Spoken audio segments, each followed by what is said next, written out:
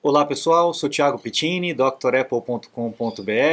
Bem-vindos ao 159º Dr. Apple News. Toda sexta-feira, menos na semana passada, tivemos uma ausência dessa semana aqui, o pessoal reclamou um pouco, mas estamos de volta aqui, viu pessoal, com um resumão de notícias. Um abraço para o Renato, para o Antônio, para o Sandro, para o Gilberto, me ajudando sempre com as pautas.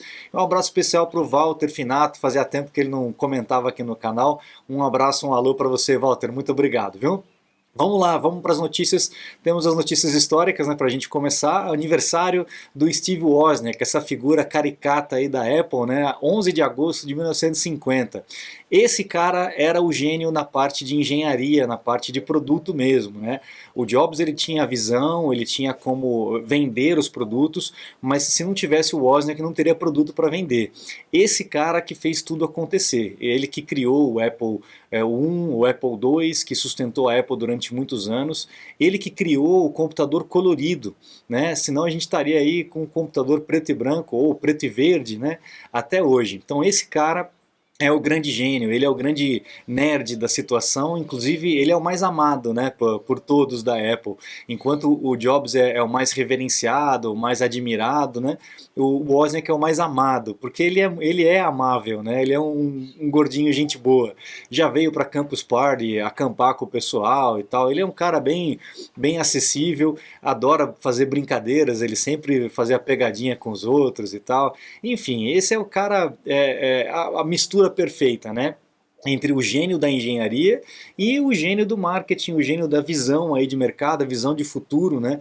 Onde ele poderia lapidar e adaptar os produtos geniais criados pelo Steve Wozniak e mandar o futuro, né, para frente, né? Para frente não, trazer o futuro para o presente, como eles fizeram com os produtos que comercializaram. Então, um abraço especial para o Steve Wozniak, 11 de agosto de 1950.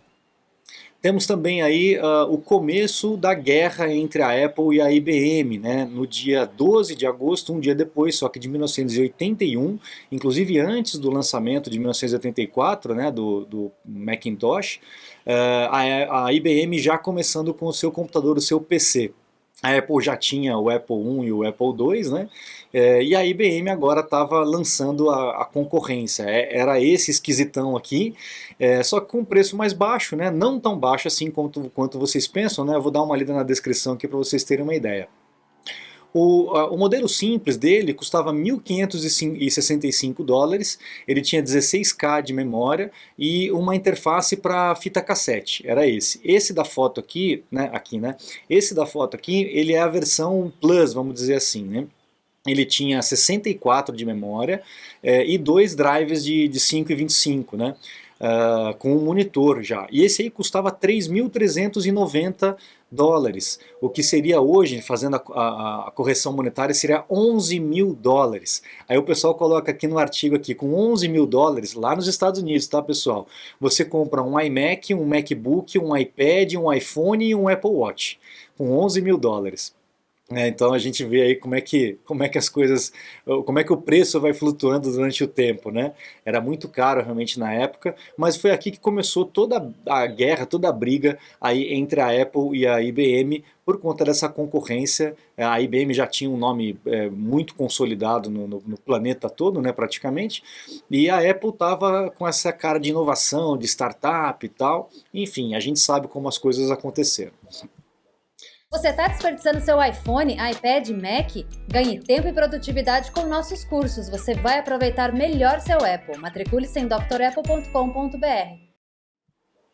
Aí nós temos em 98 a Apple ressurgindo das cinzas como uma fênix, lançando o iMac G3. Né? Essa realmente foi a máquina que salvou a Apple.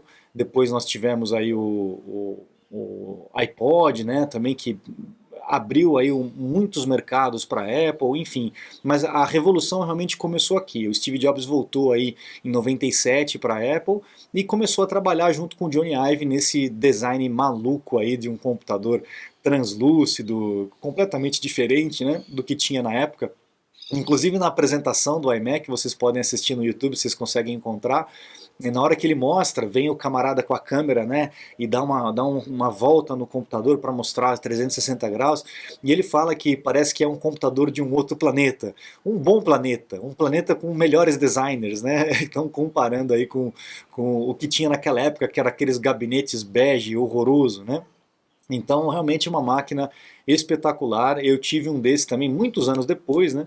Eu tive um desse, comecei a trabalhar num desse, né? Em 98 mesmo, comecei a trabalhar num desse.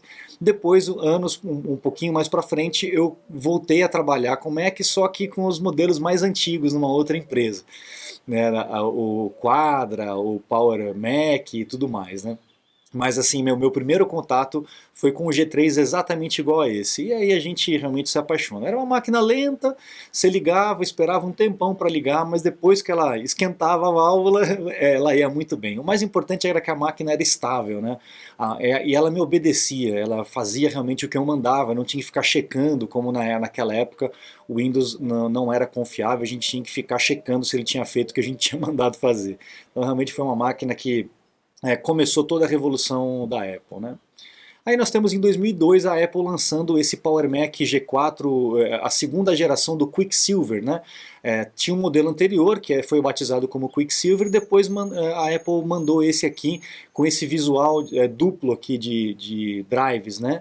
Uma portinhola que abria e tal, dava uns probleminhas essa portinhola, mas era uma máquina porreta, viu pessoal? Era uma máquina muito veloz, ela era tão veloz que a ventoinha funcionava muito, e ela foi apelidada de túnel de vento, porque no começo realmente o barulho dela era grande. Para quem trabalhava com filme, com fotografia, principalmente com áudio, né? Áudio e filme, atrapalhava bastante. A Apple mandou uma atualização, uma correção de firmware para poder corrigir a ventoinha, mas ela acabou ficando com essa pecha aí de túnel de vento.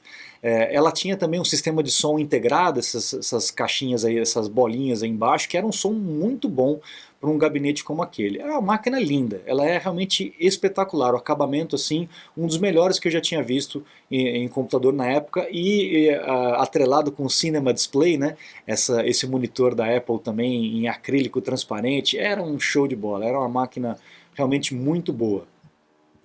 Bom, agora a gente vai para as notícias da semana mesmo, né? Tivemos atualizações recentes aí, o 15.6.1, tanto do iPad quanto do iOS, e também o Monterey 12.5.1 com atualizações de segurança, tá? Principalmente na parte do kernel e na parte do WebKit. Então é importante, atualizações de segurança, é importante que faz o backup dos equipamentos e manda bala na atualização. Tivemos também atualização para o WatchOS, o 8.7.1, mas é só para quem está com o Series 3, tá? Series 4, Series 5 não precisa atualizar, não tem atualização para eles por enquanto, tá? E o pessoal que ficou com o sistema anterior, Catalina e o Big Sur, o Safari também está sendo atualizado. Então a Apple continua olhando aí para os sistemas anteriores, Safari 15.6.1, para atualizar essas vulnerabilidades de segurança do WebKit. Então também faça atualização se você tiver com os sistemas anteriores, beleza? Bom, boa notícia aí para quem tem iPad, para quem gosta do Scribble, né? Aquela ferramenta de você escrever com a caneta, com o Apple Pencil, e o computador identificar o que você está escrevendo, poder transformar a escrita em digitado, né?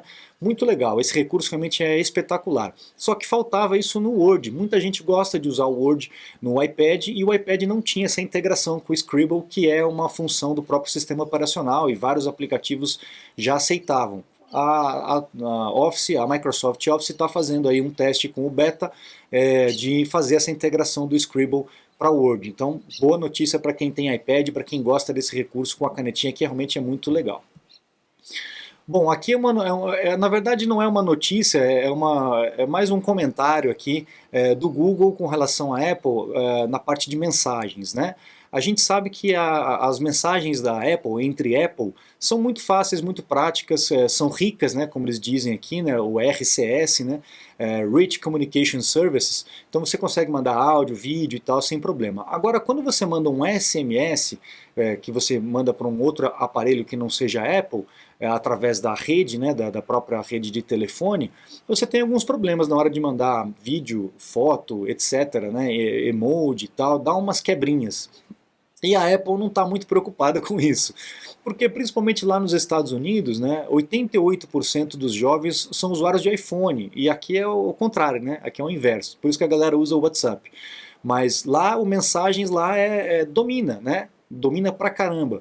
Então a Google está tentando forçar a Apple a adquirir aí um padrão, esse padrão chamado RCS, de melhorar aí a qualidade das mensagens enviadas entre plataformas, mas parece que a Apple não está muito preocupada porque ela acaba dominando o mercado. Inclusive isso é um dos pontos para que as pessoas larguem o Android e passem para o iPhone lá nos Estados Unidos. Baratear e facilitar a comunicação. Então eu acho que a Apple não vai implementar nenhuma melhoria nesse ponto. Essa é a guerra da indústria, né? Bom, lá na Índia, tomando aí a esteira lá na Europa, né, também está pensando em forçar a Apple a adotar o USB tipo C no iPhone. Eu acho que não vai ter jeito, viu, cara? Eu acho que a Apple vai ter que se dobrar nessas coisas todas. O secretário de Consumer Affairs lá na Índia também está estudando ali, como houve nos Estados Unidos, uma reunião para baixar uma lei, um decreto para que todos os equipamentos, inclusive os da Apple, adote o USB tipo C. Mas e daí? E quando essa porta for substituída? Eles vão ter que mudar a lei ou a gente vai ter que continuar com o USB tipo C? E se a Apple quiser tirar todas as portas de comunicação, né, deixar apenas Wi-Fi, como é que vai ser? Ela vai ser obrigada a manter o USB tipo C, mesmo tendo uma comunicação sem fio, como muitas das coisas que a gente faz hoje? Então, de novo, né, são pessoas que não entendem nada do assunto, tentando criar empecilhos, né, para de repente ganhar grana com lobby. Geralmente é isso, né? Bom, setembro, dia 7, parece que essa é a data que vai ser lançado realmente o iPhone, vai ter aquele evento de lançamento com os videozinhos, aqui, né, etc. É o Mark Gurman que está dizendo, ele acerta umas e erra outras, a gente não tem certeza ainda, mas prepare porque deve ser mais ou menos nessa data mesmo, no começo de setembro, o anúncio do iPhone 14, do Apple Watch Series 8 e talvez algumas novidades que estejam guardadas por aí. Não se esqueçam que ainda está faltando o Mac Pro para ter a mudança do chip, né? O Mac Pro ainda é vendido com Intel. É a última máquina que não foi migrada para o Apple Silicon. A gente provavelmente vai ter um M2 Ultra ou M2 Extreme, né? Como tem lá no Mac Studio. Vamos ver como é que isso vem para a gente, mas ainda falta essa máquina para fechar esse ciclo aí de migração de plataforma, né? de processador. Bom, essa notícia aí, as analistas estão dizendo que o iPhone Pro, o modelo Pro, pode vir aí com $100 a mais do preço comparado com o ano passado. Bom, a gente tem aí a Apple mantendo os preços desde esse começo do apocalipse, né, onde atrapalhou tudo, cadeia, inflação e tudo mais. A gente tem visto inflações aí maiores dos últimos 40 anos em muitos países, inclusive nos Estados Unidos, e a Apple até então tem segurado os preços, né? Não sei se a Apple vai aumentar o preço de tudo mais um pouco, mas pelo que está dizendo aqui nesse artigo, é que eles querem diferenciar o Pro do modelo básico. A gente já vem falando sobre isso, né? Inclusive na parte técnica, no processador. Hoje as diferenças são poucas e também o valor é pouco, então muita gente acaba preferindo o Pro por conta da diferença pequena de preço. Então pode ser que haja um descolamento também no preço, o que vai facilitar as pessoas a fazerem a opção entre o Pro e o iPhone normal, né? É normal que isso aconteça. Tomara que não suba a cadeia toda, né? Que a Apple continue aproveitando o lucro exorbitante que ela tem para poder manter os preços mais acessíveis, né? Que já não são, né? Tornar os preços mais acessíveis comparados com a concorrência que tem aumentado os preços aí por conta dessa inflação global que está acontecendo, né? Bom, a Apple aqui também está mudando aí a montagem dos seus produtos, principalmente na parte do MacBook e do Apple Watch agora para o Vietnã. Faz parte também daquela estratégia de desmamar da China, né, de poder pulverizar a sua fabricação para não ficar dependendo de um lugar só. Não só por questões políticas ou questões governamentais, mas sei lá, dá um apagão ali, acontece um terremoto, como tem muito lá no Oriente, né?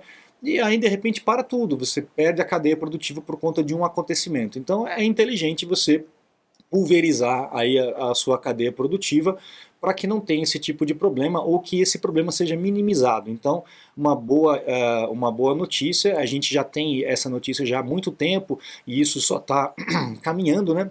Então agora nós temos aí os testes feitos no Vietnã para produção de MacBook e produção de Apple Watch. Aqui uma notícia importante, eu já venho falando sobre isso há muito tempo, todos os alunos que eu atendo, que eu vejo que tem o Zoom, que usam o Zoom, eu alerto por questão de segurança, parem de usar o Zoom, né, usem o FaceTime. Ah, o FaceTime não funciona com Android. Funciona, eu já tenho um vídeo aqui, o FaceTime para todos, já tem um vídeo explicando como fazer. Se você está com o seu equipamento atualizado, não tem desculpa, tá? Use o Zoom use o FaceTime para suas reuniões e abandone o Zoom. O Zoom ele tem muitas falhas de segurança e foi descoberto mais uma agora. O que significa? No processo de instalação, o sistema operacional, você na verdade, né, dá privilégios para o programinha de instalação fazer a instalação. Só que o programinha de instalação não devolve esses privilégios, ele fica com esses privilégios. E aí outras aplicações aí, que podem ser maliciosas podem ter acesso aí a todo o sistema operacional. Né? A Zoom diz que resolveu esse problema, mas parece que não. O mesmo hacker disse que essa vulnerabilidade ainda continua numa escala menor. Mas, pessoal, acho que o Zoom já deu muitas dicas, né, de que não é confiável. Então aí, se você que vai criar a reunião, crie por uma outra plataforma. Agora, se você vai participar de uma reunião que é de outra pessoa, sugira para essa outra pessoa trocar de plataforma. Se possível, o FaceTime, que é o mais seguro que nós temos hoje em dia. Mas se não tiver, paciência, aí você toma aquelas precauções que eu tenho um vídeo do Zoom aí, explicando quais são as precauções que você tem que tomar para utilizar esse programa. Mas se for possível, desinstala da máquina e não usa mais, tá? Bom, a Apple está tentando forçar as pessoas, forçar não, né, mas tentando trazer as pessoas de volta para aquela base espacial, aquela nave-mãe, né, que pô, custou uma grana, é lindo, eu já tive lá, é maravilhoso, e as pessoas gostaram de trabalhar de casa, né, então muita gente não está querendo voltar, está pedindo demissão da Apple, porque não quer voltar a trabalhar lá no escritório, quer continuar em casa, e a Apple está oferecendo para as pessoas, está propondo para as pessoas, na verdade está impondo para as pessoas voltar pelo menos 3 vezes por semana para o escritório, né. Eu acho que a Apple está sendo até bem legal, porque muita gente voltou todo dia para trabalhar, né? E ela está falando pelo menos 3 vezes por semana e tem muito americano ali que está batendo pé. Acho que o pessoal está meio birrento, né? Mas enfim, o fato é que a Apple quer que as pessoas trabalhem junto, né? Olhando um para o rosto do outro, porque isso faz muita diferença, né, no processo criativo, na troca de informações, né? Você encontrar com membros de outras equipes, de outros projetos e trocar ideias. Toda a construção, todo o projeto da sede da Apple lá na Califórnia é feito pensando nisso, né, para as pessoas realmente estarem juntas. E muita gente está indo embora por conta disso, que não querem voltar, quer continuar trabalhando de pantufa, né? Bom, a gente tem aí também uma outra vulnerabilidade, aí não tem nada a ver com Apple, tem a ver com aqueles sistemas de identificação. Sabe quando você vai fazer uma conta num banco, nesses bancos eletrônicos, e que você tem que tirar uma foto bem ridiculazinha segurando a tua CNH, né, para poder provar que você é você? Meio constrangedor esse negócio, né? O problema é que alguns hackers estão conseguindo burlar esse sistema, fazendo um vídeo com uma imagem, com uma CNH diferente, né? Ou seja, trocando a identidade da pessoa e utilizando a ferramenta para identificar não a pessoa real, mas num vídeo. Né? Então o sistema é falho aí com relação a essa identificação. Você pode aí fazer um fake, né? Burlar essa identificação através de um vídeo pré-montado e abrir aí uma conta no nome de uma outra pessoa. Não adianta, pessoal, é o cachorro correndo atrás do rabo. Vêm as tecnologias, vêm os recursos novos de segurança e tal, e a turma encontra uma brecha. Vai ser sempre assim, né? Eu costumo dizer que segurança não é algo palpável, não é uma realidade. A segurança, além de ser utópica, ela é apenas uma sensação. A gente se sente seguro ou não se sente seguro, mas segurança em si não existe. Né? Então a gente tem também tomar todos os cuidados e ir atualizando essas informações todas e ficar sempre alerta para qualquer movimentação esquisita, a gente tomar as medidas aí de bloqueio e tal, para poder minimizar os riscos, minimizar os danos, na verdade, né? Mas o risco sempre tem, não tem como, a tecnologia facilita por um lado e abre brechas por outro, né? Então, com essa notícia a gente encerra o Dr. Apple News dessa semana. Tava com saudade de vocês. Muito obrigado pela presença de todos aqui e a gente se vê na semana que vem, se Deus quiser. Um abraço. Acesse o site drapple.com.br, conheça os cursos completos que a gente tem disponível lá para vocês se matricularem e também os meus contatos para um suporte técnico, uma consulta técnica online. Eu fico à disposição de vocês. Muito obrigado, um grande abraço e até a próxima. Tchau, tchau.